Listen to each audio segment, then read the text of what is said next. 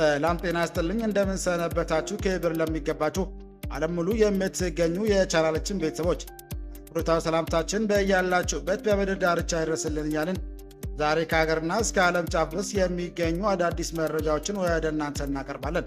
የብራን አድማጮቻችን ቀድሞ ዩቲዩብ ቻናላችን ስለተዘጋብን በአዲስ ቻናል ወደ እናንተ ተከስተናል። አንተም ሰብስክራይብ ሼር እያደረጋችሁ አዳዲስ መረጃዎች እንደተለቀቀ ወዲያውኑ ወደ እናንተ እንዲደርስ ደውል ምልክቱን በመጫን በርታት እንድትሆኑ ዘንድ እየተማጸንን በቅድሚያ አርዕስተ ዜና እናሰማችኋለን።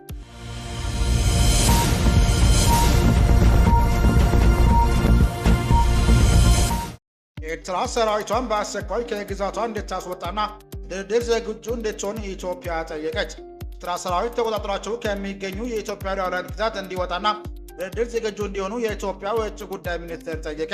የኢትዮጵያ ውጭ ጉዳይ ሚኒስቴር ቅዳሜ ጥር 30 2018 ዓ.ም ኤርትራዊ የውጭ ጉዳይ ሚኒስቴር በጻፈው ደብዳቤ ላይ ኤርትራ የኢትዮጵያ ሉዓላዊ ድንበር በመጣስ በሰሜን ምስራቅ አቅጣጫ የሚገኙ አካባቢዎችን ተቆጣጥራ እንደምትገኝ ገልጿል። ታደምጡታላችሁ። ኤርትራ ትርጉም የለሽ ውዝግብ ውስጥ ለመግባት ፍላጎት የለኝም ስትል ኢትዮጵያን ክስ አጣጣለች። ኤርትራ ኢትዮጵያ ያቀረበችን ክስ ትርጉም የለሽ በማለት በዚህ ውዝግብ ውስጥ ለመግባት ፍላጎት እንደሌላት በማስታወቂያ ሚኒስትሯ በኩል ባወጣችው አጭር መግለጫ አስታወቀች። ኢትዮጵያ ውጭ ጉዳይ ሚኒስቴር ኤርትራ ወደ ኢትዮጵያ ግዛት መግባት የተወሰኑ አካባቢዎችን ተቆጣጥራለች፣ እንዲሁም ታጣቂዎችን ትደግፋለች ሲል ቅዳሜ ዕለት በጻፈው ደብዳቤ ክስና የድርድር ጥያቄ አቅርቦ ነበር። አብራችሁን ስትቆዩ የምትሰሙት ይሆናል። አድማጭ የቻናላችን ቤተሰቦች ሰብስክራይብ ያላደረጋችሁ እንድታደርጉ እያልን እነዚህና ሌሎች ያሰባሰብናቸውን መረጃዎች ይዘን ቀጥታ በዝርዝርና በትንታኔ ወደምንመለከተው አቀናን።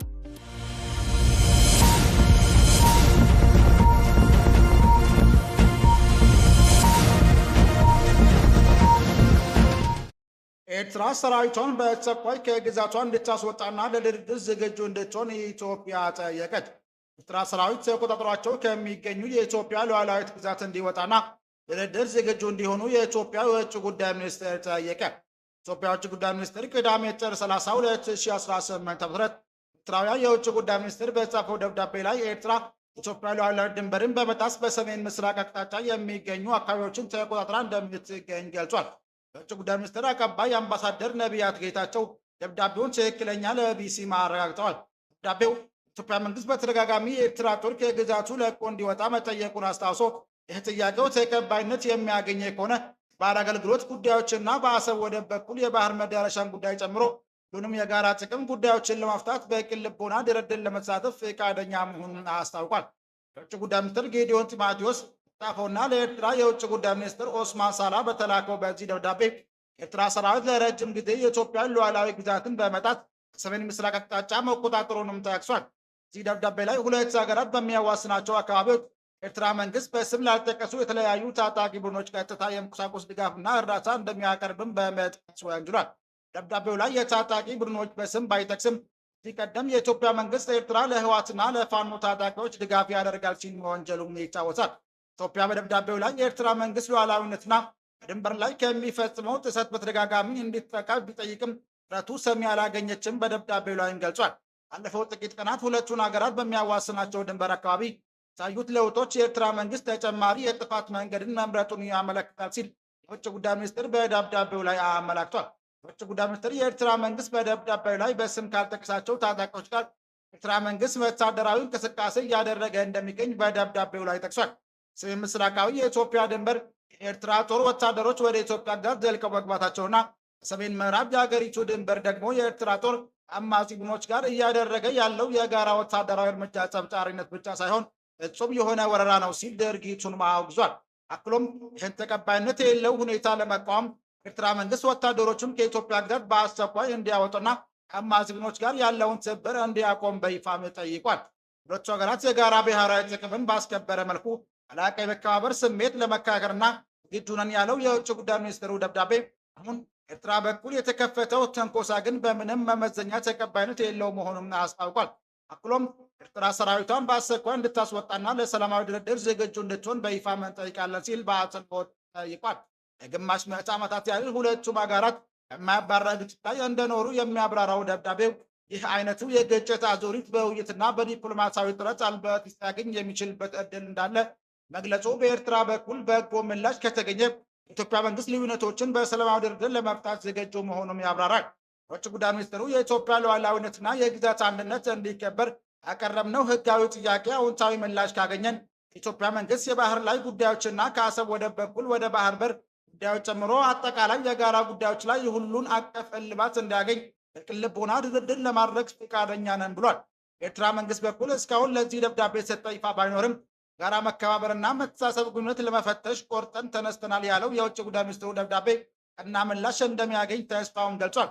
በዚህ ዓመት መጀመሪያ መስከረም ወር ማገባደጃ ላይ የኢትዮጵያ ውጭ ጉዳይ ሚኒስትር ለተባበሩት መንግስታት ድርጅት ዋና ጸሐፊ አንቶኒዮ ጉተሬስ በጻፈው ደብዳቤ የኢትዮጵያ ውጭ ጉዳይ ሚኒስትር ለመንግስታት ድርጅት በጻፈው ደብዳቤ ኤርትራ መንግስትና ህዝባዊ ወያነ ሓርነት ትግራይ ጥምዶ በሚል ጥምረት ኢትዮጵያ ላይ ጦርነት ለመክፈት እየሰሩ ነው ሲልም ከሷል። ጥር ወር መጀመሪያ ላይ ደግሞ የኢትዮጵያ ፌደራል ፖሊስ ኤርትራ መንግስት ከኢትዮጵያ ውስጥ ባንዳዎችና ታሪካዊ ጠላቶች ጋር በማበር ከትግራይ ህወሓት በኩል የተላኩ ያላቸውን ከ56 ሺህ በላይ የተለያዩ የጦር መሳሪያ ጥይቶችን በቁጥጥር ስር ማዋሉን አስታውቋል።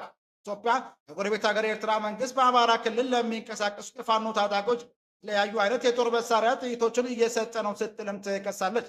ባለፈው ዓመት ሐምሌ ወር እንዲሁም ኤርትራ ጦር አባላት በኢትዮጵያ ድንበር ያሉ አካባቢዎች ተቆጣጥረው እንደሚገኙና የከፋ ጥሰቶችን መፈጸም መቀጠላቸውን ሪፖርቶቹ እየወጡ እንደሆነ ኢትዮጵያ ለተባበሩት መንግስታት ድርጅት ከሳለች። የተባበሩት መንግስታት ድርጅት የኢትዮጵያ ተወካይ አምባሳደር ጸጋብ ከበበው ከፋ የሰብአዊ መብት ጥሰቶችን በድንበር አካባቢዎች እንደሚፈጸሙ ሪፖርቱ መጥቀሳቸውን ቀጥሏል ሲሉ ነበር በወቅቱ የተናገሩት።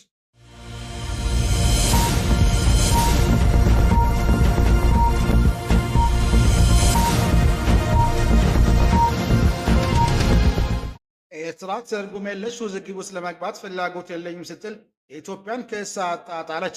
ኤርትራ ኢትዮጵያ ያቀረበችውን ክስ ትርጉም የለሽ በማለት በዚህ ውዝግብ ውስጥ ለመግባት ፍላጎት እንዲላት በማስታወቂያ ሚኒስትሯ በኩል ባወጣችው አጭር መግለጫ አስታወቀች። ኢትዮጵያ ውጭ ጉዳይ ሚኒስትር ኤርትራ ወደ ኢትዮጵያ ግዛት መግባት የተወሰኑ አካባቢዎችን ተቆጣጥራለች፣ እንዲሁም ታጣቂዎችን ትደግፋለች ሲል ሐሙስ በጻፈው ደብዳቤ ክስና የድርድር ጥያቄ አቅርቦ ነበር። ኤርትራ ለዚህ ክስ በሰጠችው ምላሽ ትርጉም የለሽ ውዝግብ ውስጥ ነዳጅ ለመጨመርና ሁኔታውን ለማቀጣጠል ተነሳሽነቱም ሆነ ፍላጎቱ እንደሌለው በመግለጫ በኩል አጣጥለዋል። ለወደፊት አጀንዳዎችን ለማስፈጸም የቀረበው የውሸት ውንጀላዎችን በሚል ክስ በወጣው በዚህ የኤርትራ መግለጫ የኢትዮጵያ መንግስት ክሶች ሐሰትና የፈጠራ ሲል ውድቅ አድርጎታል። የኢትዮጵያ ውጭ ጉዳይ ሚኒስትር የካቲት 30 2018 ዓ.ም የኤርትራውያ ውጭ ጉዳይ ሚኒስትር በጻፈው ደብዳቤ ላይ ኤርትራ ሰራዊት ተቆጣጥሯቸው ካላቸው ሉዓላዊ ግዛቶች እንዲወጣና ድርድር ዝግጁ እንዲሆን ጠይቋል። ዶክተር ጊዲዮን ጢሞቴዎስ የኤርትራ ወታደሮች የኢትዮጵያ ሰሜን ምስራቅ ድንበር በዚህ ቀደም ከተቆጣጠሩ አካባቢ በለጠ ዘልቀው እንደገቡ በደብዳቤያቸውም ገልጸው ነበር። የነበረ አካባቢዎች የነበሩ የባለፉት ጥቂት ቀናት እንቅስቃሴዎች የኤርትራ መንግስት በሁለቱ ሀገራት መካከል የበረታውን ውጥረት የበለጠ የሚያባብስ መንገድ እንደመረጠ እንደሚጠቁም ሚኒስትሩም ገልጸው ነበር። የውጭ ጉዳይ ሚኒስትር በዚህ ደብዳቤው ላይ ሁለት ሀገራት በሚያዋስኗቸው አካባቢዎች የኤርትራ መንግስት ስም ላልጠቀሱት የተለያዩ ታጣቂ ቡድኖች ቀጥታ የቁሳቁስ ድጋፍና እርዳታ እንደሚያቀርብን በመጥቀስ ወንጅሎ ነበር። የኤርትራ ማስታወቂያ ሚኒስትር በድረገጹ ላይ ባወጣው አጭር መግለጫ ላይ ኢትዮጵያ መንግስት ክስና ውንጀላ ሐሰትና ፈጠራ ቢስ ስትል አጣጣለች።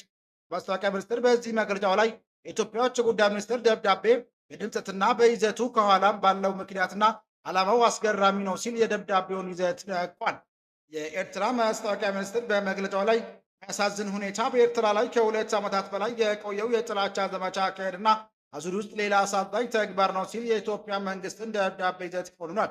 ኤርትራ መንግስት በዚህ መግለጫው ላይ ከዚህ ቀደም ያለውን በማስታወስ ኤርትራ መንግስት ትርጉም የለሽ ውዝግብ ውስጥ ነዳጅ ለመጨመርና ሁኔታውን ለማቀጣጠል ተነሳሽነቱም ሆነ ፍላጎቱም የለውም ብሏል።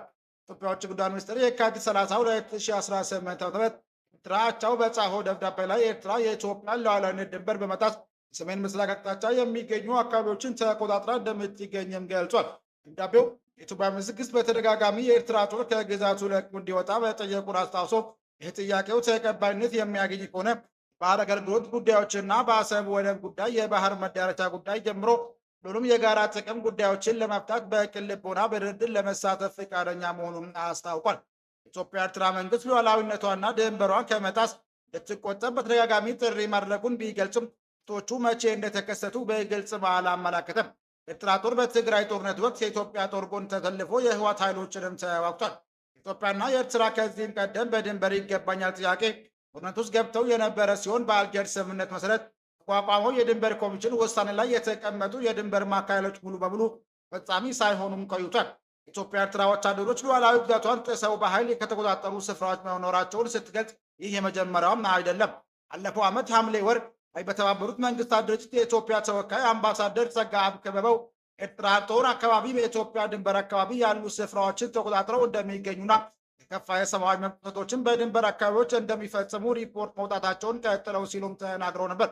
መስከረም ወይም መገባደጃ ላይ የኢትዮጵያ ውጭ ጉዳይ ሚኒስትር ለተባበሩት መንግስታት ድርጅት ዋና ጸሐፊ አንቶኒዮ ጉተሬዝ በጻፈው ደብዳቤ ኤርትራ መንግስትና ህዝባዊ ወያነ ትግራይ ጽምዳጅ በሚል ጥምረት የኢትዮጵያ ላይ ጦርነት ለመቅጠል እየሰሩ ነው ሲልም ከሷል። ኢትዮጵያ መንግስት በተደጋጋሚ ለሚያቀርበው ክስና ውንጀላ ኤርትራ መንግስት ውድቅ ሲያደርግም ቆይቷል። ኢትዮጵያ የኤርትራ መንግስት ከህወሓትና ፋኖ ጋር እየሰራ ነው ስትልም ወንጀላም ይታወሳል። ክቡራን አድማጮቻችን ለዛሬ ያዘጋጀንላችሁ መረጃዎች ይህን ይመስል ነበር። ሰብስክራይብ ማድረግ፣ ደውል ምልክቱን መንካት እንዳይጠፋችሁ እያልን ሌላ ዜና እስክንገናኝ ድረስ መልካም ቀን